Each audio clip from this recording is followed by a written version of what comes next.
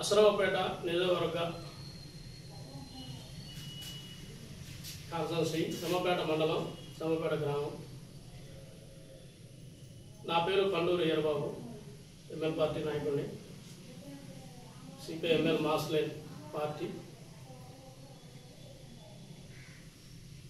గత కొన్ని దినాల కింద దమ్మపేట బస్టాండు మరి కాంగ్రెస్ గవర్నమెంట్ ఆక్రమించడం జరిగింది.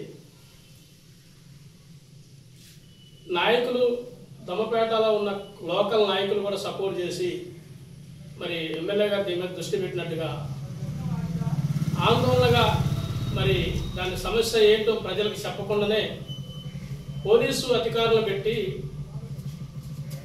కట్టడం జరుగుతుంది. అంతకుముందు గతంగా దొంగతనంగానే దాన్ని నైటే గాడి తీయటం చేయటం వాళ్ళ ఇష్టార్షంగా ఒక దమ్మపేట బస్టాండు సెంటర్లో కబ్జాకు గురవటం అంటే మామూలు విషయం కాదు. అది ప్రజాధనం. ప్రజలకి వాళ్ళ అధికారులు ప్రజలకు న్యాయం చేయాల్సింది పోయి అన్యాయానికి పాల్పడుతున్నారు. ఇది వాళ్ళ అంతరాత్మ ఎక్కడ పరిశీలించట్లేదో అర్థం కావట్లేదు. ఇది దుర్మార్గమైన చర్య. ఇవాళ ఉమ్మడి జిల్లా ఖమ్మం జిల్లాలో 3 మంత్రులు ఉన్నారు. ఈ 3 మంత్రులు తెలవదా ఇక్కడ దమ్మపేట బస్టాండ్ కబ్జా అయ్యే సంగతి? పొంగులేటి శ్రీనివాసరెడ్డి గారు రెవెన్యూ డిపార్ట్మెంట్ మంత్రి. రెవెన్యూ డిపార్ట్మెంట్ మంత్రి గారికి తెలవకుండానే అక్రమంగా కాగితాలు చేపట్టాయా?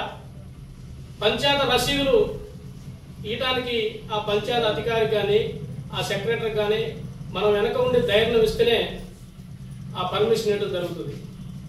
ఇలా మీకు మీరే గవర్నమెంట్ చేతిలో ఉంది కదా అని మీ ఇష్టారాజ్యంగా చేస్తున్నారు. ఏదో రోజున మిమ్మల్ని రోడ్డు మీద ప్రజలు నిలబెడతారు, తగిన గుండెపాఠం చెప్తారు మీకు. అయ్యా శ్రీనివాసరెడ్డి గారు గొప్ప గొప్ప మాటలు చెప్పి అధికారాలు తీసుకొస్తున్నారు, అధికారంలో ఉన్నారు. ఒక్కసారి ఇక్కడ మీ నాయకుడు మరి ఎమ్మెల్యే గారు ఏం చేస్తున్నా ఒక్కసారి ఆలోచించండి. దమ్మపేట కబ్జాని, దమ్మపేట పంచాయతీని కబ్జా చేశారు, ఎంతటికైనా తెగిస్తారనేది జనంలో భయాందోళన చేస్తున్నారు. మీరు పోలీసు డిపార్ట్మెంట్ పెట్టి అధికారులు పెట్టి పని చేపిస్తున్నారు. మీరు మంచిగా చేసేటప్పుడు పోలీసు అధికారులు మీకేం పని? పోలీసు అధికారులతో మీరు పని చేయించాలి, ఆడ కూర్చోబెట్టి పని చేయించాల్సిన అవసరం ఉంది. మీరు జనాలకు మంచిగా చేసేది. ఒక సామాన్యుడు లేనోడు ఇల్లు వేసుకుంటే, డబల్ బెడ్రూమ్ అక్కడ ఇల్లు వేస్తే వాళ్ళని బొచ్చా వాళ్ళు మొత్తం రోడ్డు మీద వేసి వాళ్ళని పోలీసులను పెట్టి కొట్టించి వాళ్ళ చింద్రబంధనం చేశారు.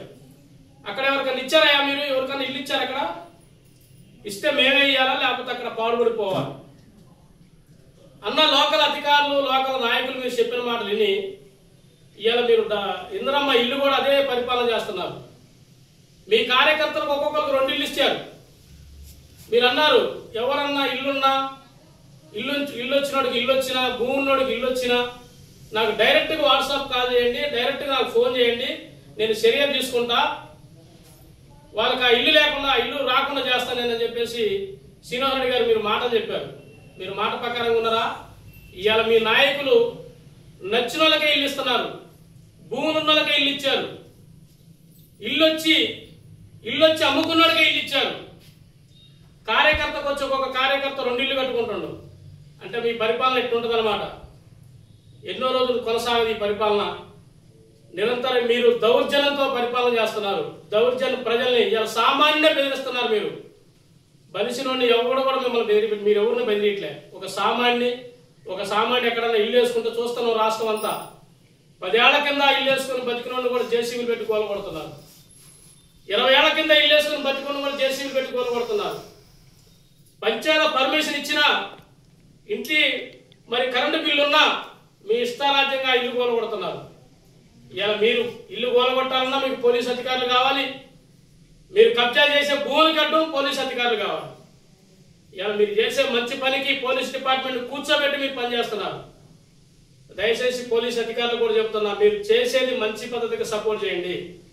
గవర్నమెంట్ ఎల్లకాలం ఉండదు, ఎల్లకాలం కాంగ్రెస్ గవర్నమెంట్ ఉండదు, కాంగ్రెస్ గవర్నమెంట్ పనిచేయదు. ఇది మహా దౌర్జన్యం. ఒక దమ్మపేట సెంటర్లో బస్టాండ్ కబ్జా చేయడం మామూలు మాటలు కాదు. మీ అంతా మీరు గ్రామ సభ పెట్టమన్నాం, గ్రామ సభ పెట్టాలి కదా, గ్రామ ప్రజల నిర్ణయం తీసుకోవాలి కదా. మీకు చిత్తశుద్ధి ఉంటే, మీరు చేసే పనిలో నీతి ఉంటే, మీరు చేసే పని అభివృద్ధి అని మీరు చెప్పుకుంటున్నారు. అభివృద్ధి మీరు అభివృద్ధి అని మీరు అనుకుంటే సరిపోయిందా? ప్రజలు కూడా నచ్చాలి కదా. గ్రామ సభ పెట్టి గ్రామంలో ప్రజల అభిమానం తీసుకొని మీ ఇటు పక్క బస్ స్టాండ్, ఇటు పక్క మరి బంకు కడతాం, ఇటు పక్క బస్ స్టాండ్ ఉంటుంది, మరి మేము అభివృద్ధి చేస్తున్నాం, మీ గ్రామస్తుల నిర్ణయం ఏంటని చెప్పేసి గ్రామ సభ పెట్టి గ్రామస్తుల నిర్ణయాలు తీసుకోవాలి కదా. అడావడిగా మీరు ఓస తెప్పించి 5 తెప్పించి పోలీసులను పెట్టి పోలీసు అధికారులను చుట్టు పెట్టి నిన్న ఒక 30 మందిని పెట్టారు. మొన్న ఒక బస్సుకు తీసుకొని వచ్చారు. ఎందుకు చేస్తారంటే అడావడిగా? మీరు చేసేదంటే నీతి ఉంది కదా. మీరు చేసే పనిలో యథార్థం ఉందని చెప్తున్నారు, అభివృద్ధి అని చెప్తున్నారు. అభివృద్ధి అని చేసేటప్పుడు పోలీసు అధికారులు ఎందుకు? మీకు పోలీసులు లేకుండా వచ్చి పని చేయించండి. పోలీసు అధికారులు లేకుండా ప్రజలు అక్కడ వచ్చి బస్ స్టాండ్లో పని చేయించండి. మీరు మీ దగ్గర నీతి నిజాయితీ ఉంటే, మీరు చేసే పనిలో నీతి ఉంటే ఒకటి మీరు సరి చేసుకుంటే బాగుంటుంది. మీ అధికారం ఉంది కదా, మనం ఇష్టారాజ్యంగా చేయొచ్చు అని మీరు చేస్తే ప్రజలు మిమ్మల్ని బుద్ధి చెప్తారు. మీకు రానున్నదల్లా ఖచ్చితంగా బుద్ధి చెప్తారు. మిమ్మల్ని ఎక్కడ కూర్చోబెట్టాలి అక్కడ కూర్చోబెట్టుకుంటారు. టీఆర్ఎస్ గవర్నమెంట్ గతంలో మేము ఏవో చేయని పనులు కూడా చేసినట్టుగా ఉత్తరించినట్టుగా మాట్లాడారు. ఇవాళ మూల కూర్చున్నారు. రేపు కూడా మీ పరిస్థితి అదే వస్తుంది. ఇవాళ ఇళ్ల విషయంలో కూడా న్యాయం చేయట్లే. 79 ఇల్లు వస్తే 79 ఇల్లు కూడా ఒక లేనోడికి ఎవరికైనా ఇచ్చారా? ఒక లేనోడికి ఎక్కడన్నా ఇల్లు కట్టించి ఇగో మేము ఇల్లు కట్టెత్తున్నాం, ఈ పెద్దవాడు పాప ఇల్లు లేదు, ఈ కుటుంబానికి ఇల్లు లేదు, ఈ కుటుంబానికి ఇల్లు లేదు, మేము నిలబడి మా కార్యకర్తలు ఇల్లు కట్టిస్తున్నారని చెప్పుకున్న దాఖలు ఉన్నాయా మీకు ఎక్కడన్నా? ఇల్లు కూలిపోయి నీళ్లు పడి ఏడుస్తున్నారు 2 కుటుంబాలు, పేద కుటుంబాలు. ఏ కుటుంబానికన్నా మీరు ఇల్లు ఇచ్చారు నిలబడి? మీరు ఇచ్చిన 5 లక్షలు 6 లక్షలు నిలబడి 6 లక్షల్లో వాళ్ళకి సరిపడి ఇల్లు కట్టించిన కుటుంబం ఏదైనా ఉందా? మీకు మీరే గొప్పలు చెప్పుకుంటున్నారు. అయ్యా రేవంత్ రెడ్డి గారు రైతులేయడం కాదు నాయన, పని చేయి. పేదలకు పని చేయడానికి పేదలు మీకు అధికారం ఇచ్చారు. మీ మంత్రులు మీ ఎమ్మెల్యేలు భూములు కబ్జాలు చేసి బస్ స్టాండ్లు కబ్జాలు చేసి ప్రజల్ని పోలీసు అధికారులతో కొట్టించి ఇదేనా మీ పాలన? ప్రజాపాలన